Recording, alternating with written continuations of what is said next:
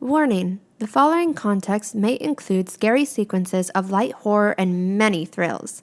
Some gruesome descriptions involving children may be present in some chapters. Some material may be unsettling to certain audiences. But don't worry, everything will be okay. Probably.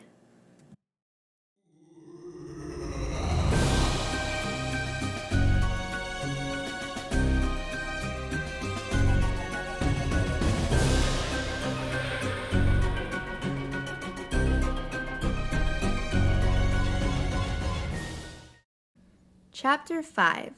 Welcome to the Maze. Staring at nothing but an empty corner in the maze, Martha and I try to make sense of the situation.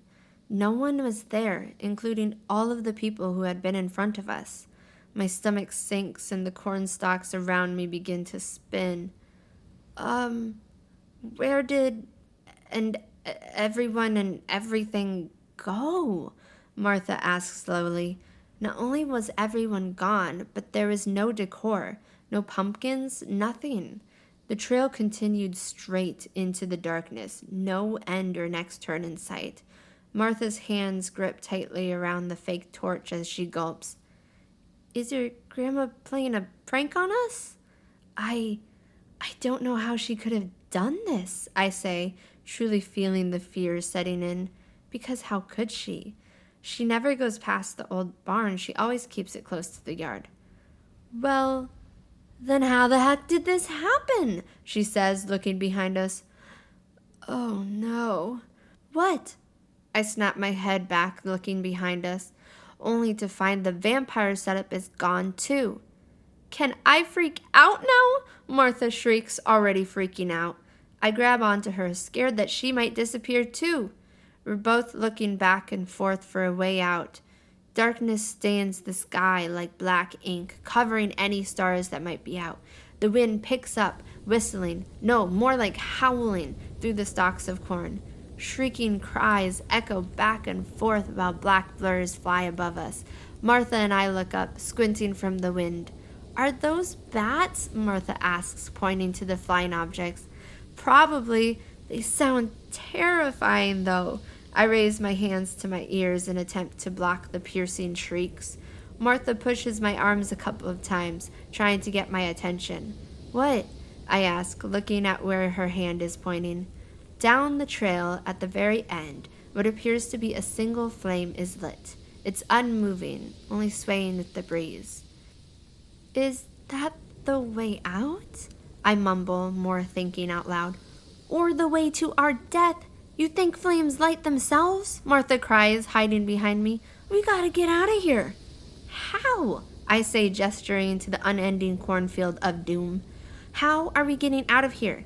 'Cause I'm not very interested in knowing where the vampires and coffins went. Martha looks at me, fear plastered across her face. I'm sorry, I say, lightening my voice.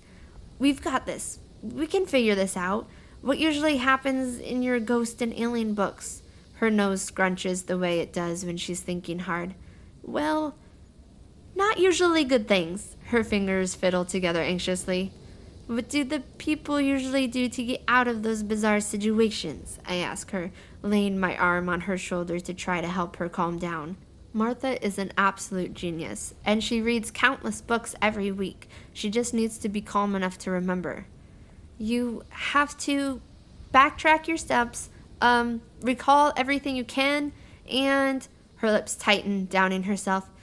We should find some sort of shelter. The wind picks up even more, shooting an icy breeze at our faces. The cornfield tosses and turns, folding in whichever direction the wind takes it. Martha holds tightly to me and the torch, both for warmth and safety. With the clash of thunder, a lightning strike cracks open the sky. The sound stuns my heart and pierces my ears. Ah! Both Martha and I cover our ears, falling to our knees. The clouds break open and a downpour of rain drenches us. Shelter sounds like a really good idea, but where would that be? I yell through the furious storm. Using our arms to cover our heads, we frantically look for somewhere to take cover. Another lightning strikes, this time closer to the flame in the distance. Martha and I both gasp as the silhouette of a Gothic castle lights up in the strike.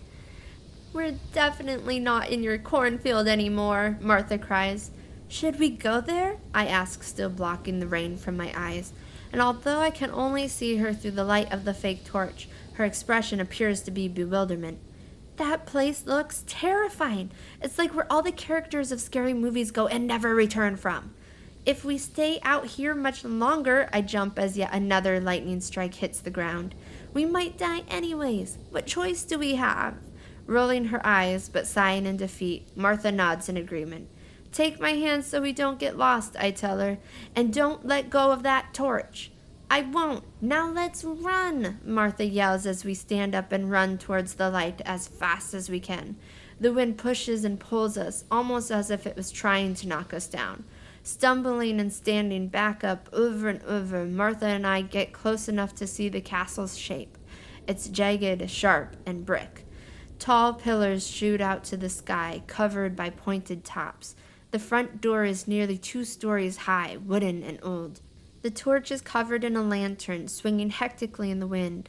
The shrieking cries echo through the air once more as the shadows of bats paint the castle with each lightning strike. Running to the door, I slam my fist against it as hard as I can, not sure if anyone can hear us through the noise of the storm. Martha stands roughly 4 feet behind me, shivering in the rain. Please, help us, I scream, begging for someone to open the door, but no one answers.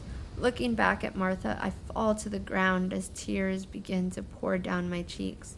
I'm sorry. She walks over to me and sits beside me. Shaking from the icy rain, we hold each other, waiting for whatever happens next. With the sound of a creaking door, a bright light peers through the storm. Chapter 6. It's on the house. Tune in tomorrow.